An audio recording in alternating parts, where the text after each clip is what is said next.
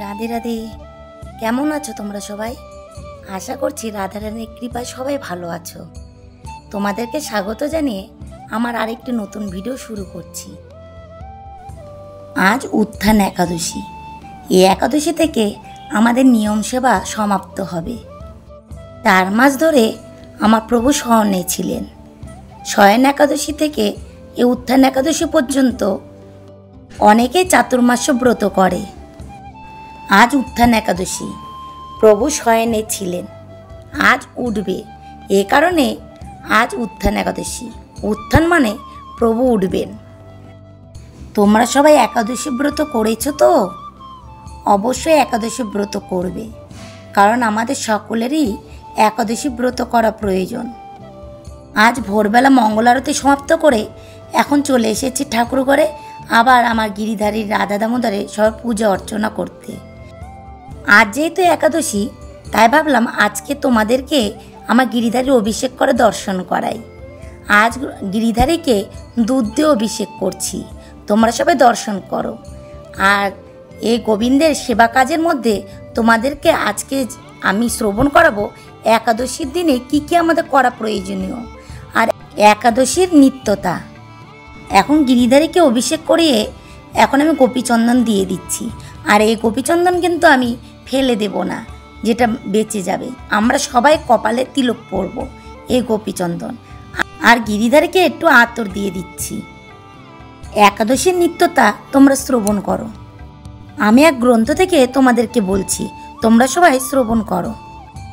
শ্রীকৃষ্ণের প্রীতিবিধান করা শাস্ত্রের উদ্দেশ্য হেতু একাদশী ব্রতের নিত্যতা। একাদশীতে ভোজন করিবেন না। একাদশী না করিয়া অন্নাদি ভোজন করিলে ব্রহ্মহত্যা, স্ত্রী হত্যা, ভ্রূণ হত্যাদি পাপ ভোজন করা হয়। কারণ অন্নের মধ্যে সকল পাপ ঢুকে থাকে। এ কারণে অন্ন যদি সেবা করা হয়, সকল পাপই সেবা করা হয়। এ কারণে আমরা কোনো পাপ না করলেও শুধুমাত্র অন্ন সেবা করার কারণে আমাদের সকল পাপেরই ভাগী হতে হয়। কারণ উক্ত পাপসমূহ একাদশীতে অন্নে বিরাজিত থাকে।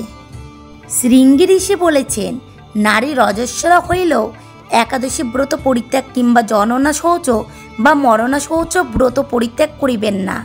বরাহ পুরাণে বলেন, মনুষ্যের জননা শৌচ বা মরণা শৌচ হোক, স্নান করার পর মনে মনে ভগবানকে প্রণাম করিয়া ব্রত করিবে। নারী পতির মঙ্গলের জন্যে একাদশী ব্রত করিলে যে পুণ্যপ্রাপ্ত হয়, তা হইতে তার প্রতি শতগুণ পুণ্য অধিক প্রাপ্ত হয়। বিষ্ণু ধর্মোত্তরে কথিত আছে, ভক্তিযুক্ত হইয়া পুত্র, ভার্যা ও স্বজনগণের সহিত উভয় পক্ষেও একাদশীতেই উপবাস করা উচিত। ভক্তমালে রূপমাঙ্গদ রাজা মহাপ্রভুর পার্শ্বদগণ ও বর্তমানে ভক্ত সকলেই পতিপত্নী পুত্রাদি সহ শ্রী একাদশী ব্রত করিয়াছেন।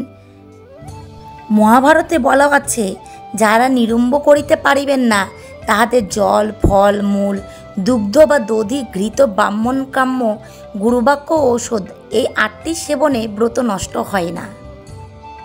বহু সহস্র অশ্বমেধ যজ্ঞ, বহু সহস্র বাজপেয় যজ্ঞে পূর্ণ একাদশী ব্রতের 16 ভাগের 1 ভাগও হয় না।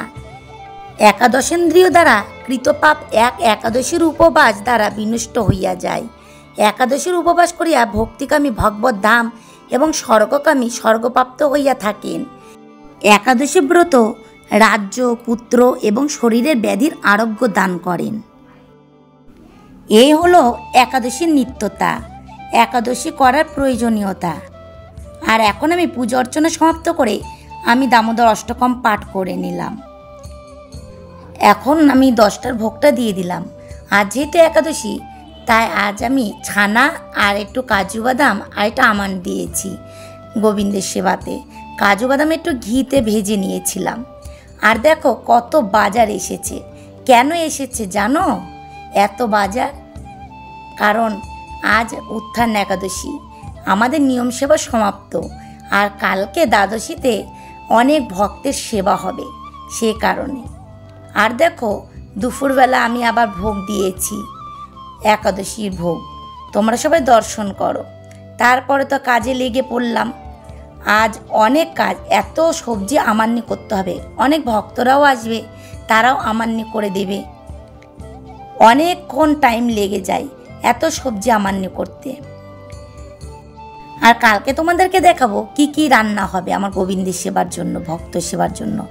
এই দেখো সব কিছু আমান্নি করা হয়ে গেছে। আজকেও কিছু কিছু ধোয়া হয়েছে, আবার কালকে সকালে আবার ধুয়ে নেব। ভোরবেলা থেকে রান্না বসাতে হবে। তারপরে পাশের মন্দিরে একটু প্রদীপ দিয়ে আসলাম। আমাদের পাশের মন্দির একটা রাধা গোবিন্দের মন্দির আর একটা মা কালীর মন্দির, দুই মন্দিরেই আমি প্রদীপ দান করি প্রত্যেক বছরই। এই দেখো আমি এখন প্রদীপ দান করতে চলে এসেছি মন্দিরে। এখানে প্রদীপ দান করে আবার যে কালী মায়ের মন্দির আছে সেখানেও প্রদীপ দান করে নেব। এটা হচ্ছে কালী মা মন্দির, আর এই মায়ের মন্দিরে আমি এখন প্রদীপ দান করছি। এই কার্তিক মাসে আশেপাশে কোনো মন্দির থাকলে সেখানেও প্রদীপ দান করতে হয়, এ কারণে আমি মন্দিরে প্রদীপ দান করলাম। আর এখন প্রদীপ দান করার পর এখন বাড়িতে গিয়ে আবার রাতের ভোগ দিয়ে দেব। এই যে এখন আমার রাতের ভোগ হয়ে গেছে। আজ তোমাদেরকে বিশেষ কিছু দেখাতে পারলাম না, কারণ আজকে খুব ব্যস্ত ছিলাম। তোমরা তো অবশ্যই অনুভব করতেই পারছো। আজকে ভিডিওটি আমি এখানেই শেষ করছি। দেখা হবে পরে কোনো ভিডিওর সাথে। আমার ভিডিও যদি তোমাদের একটু ভালো লেগে থাকে অবশ্যই একটা লাইক, একটা কমেন্ট করে দিও। আর তোমরা সবাই ভালো থেকো, আমার পাশে থেকো। রাধে রাধে।